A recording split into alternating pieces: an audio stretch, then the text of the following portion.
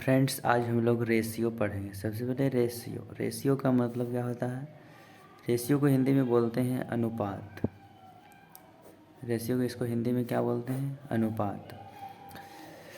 Ratio का use हम लोग इसलिए करते हैं क्योंकि अगर मेरे पास अमाउंट ज़्यादा होगा, अगर हम किसी को बताएंगे तो हो सकता है वो चोरी भी कर सकता है। इसलिए हमेशा रेशियो का यूज कंपेयर करने के लिए यूज करते हैं, या क्वांटिटी को कम करके दिखाने के लिए हम लोग रेशियो का यूज करते हैं।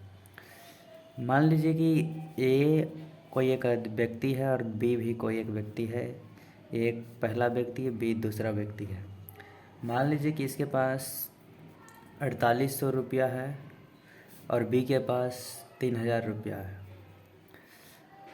अब अगर हम ये बोलेंगे कि मेरे पास 4800 है और बी बोलेगा कि मेरे पास 3000 रुपया है, सॉरी 3000, हाँ 3000 रुपया है, तो हो सकता है कोई चोरी भी कर सकता है कि मेरे पास उसके पास इतना पैसा है, चलो उसको से छीन लेते हैं।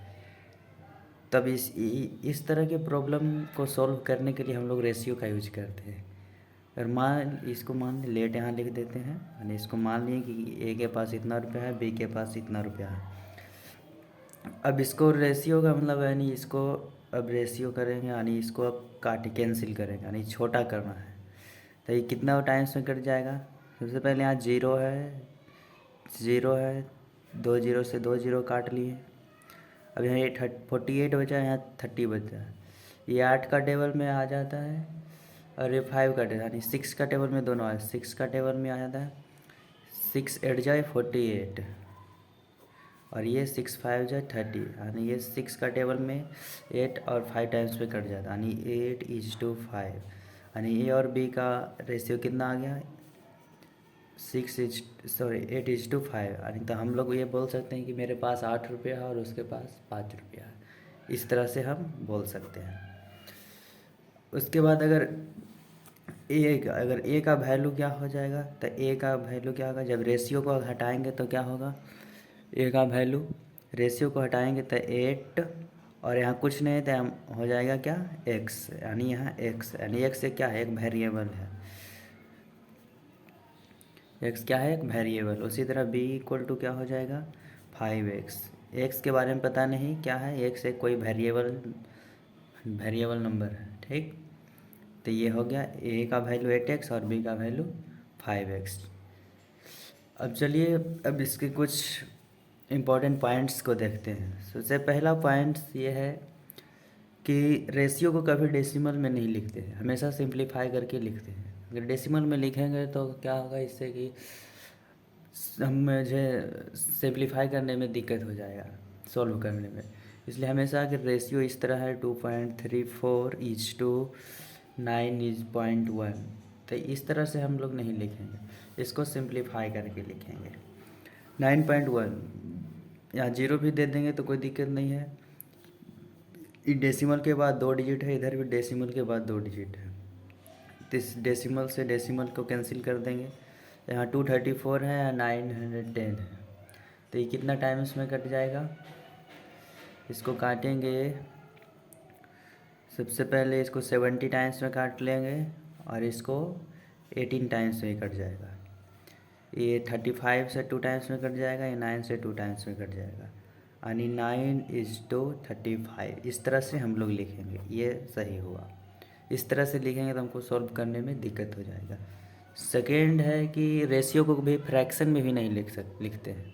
फ्रैक्शन में भी लिखेंगे तो हमें प्रॉब्लम आ जाएगा, इसलिए हम लोग उसे भी सिंप्लीफाई करके लिखते हैं। मान लीजिए कि 5/6:3/8:7/12, ये मेरा रेशियो दिया हुआ है। तब इसको सिंप्लीफाई किस तरह से करेंगे, इसको सिंप्लीफाई करना है तब इसके देखें नीचे क्या है, 6 8 12। तो 6 8 12 का हम लोग क्या करेंगे, एलसीएम पहले निकाल लेंगे। तो 6 8 12 का एलसीएम क्या होगा, 6 8 और 12, इसको एलसीएम निकालेंगे। तो इसका एलसीएम कितना हो जाएगा, ब्रैकेट इधर निकाल लेते हैं, 6 8 और 12। ये 2 टाइम्स लग जाए, 2 3 6, 2 4 8 और 2 6 12। ये 2 टाइम्स में लग जाए 3 2 और ये 3। अब ये 3 टाइम्स में लग जाएगा 1 2 1। 2 2 जा 4 4 3 जा 12 और 12 2 जा 24 यानी इसका एलसीएम 24 है। यानी ये 24 है। इस 24 से हम इसमें मल्टीप्लाई अगर कर देते हैं तो ये कितना बार में कट जाएगा? 6 चौक 24, 4 बार में कट जाएगा यानी 4 बचे 20 यानी 20 रेशियो। ये 8 तिया 24, 3 बार में कट जाएगा 3 3 जा 9, ये 9:2।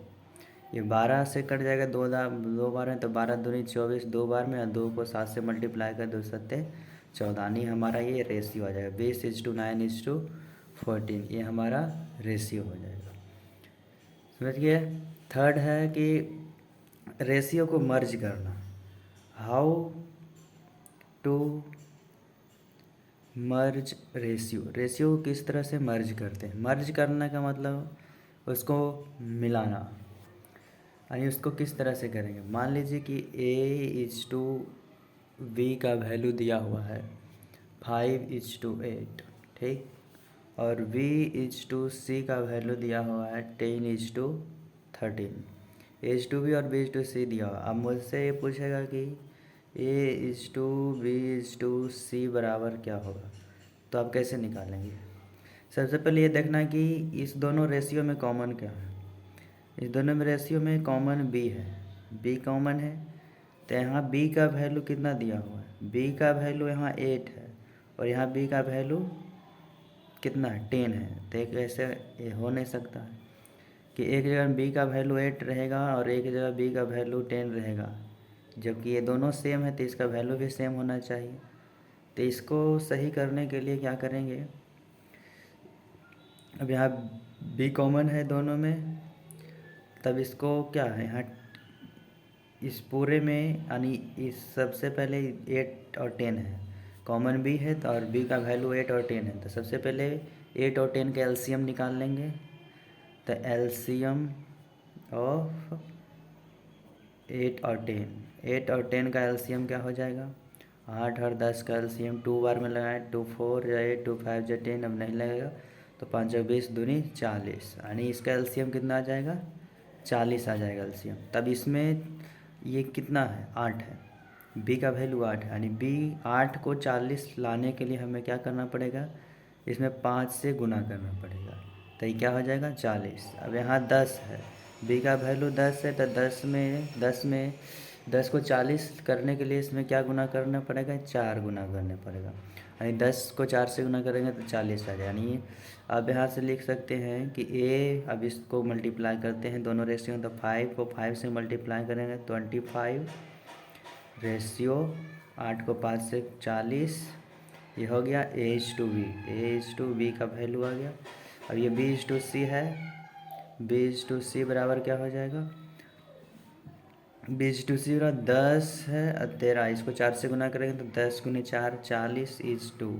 13 को 4 से गुना करेंगे तो 13 एकम 13, 13 दूनी 26, 13 40 और 13 चौक 52, 52 आ जाएगा। अब यहाँ से इसको मर्ज करके लिखेंगे A:B:C। तो A का वैल्यू कितना है? A का वैल्यू 25 है। इस रेशियो B का वैल्यू कितना आया? B का वैल्यू यहाँ भी 40 यहाँ भी 40, दोनों जगह सेम आ गया। उसके बाद C का वैल्यू कितना है? C यहाँ है, C का वैल्यू 52। तो ये क्या हो जाएगा? ये हमारा रेशियो होगा 25:40:52। अगर हम इसको कैंसिल करके भी लिखेंगे तो हमें इससे कोई दिक्कत नहीं है, यानी ये हमारा रेशियो हो जाएगा, मर्ज के ABC का रेशियो हो जाएगा। Thank you.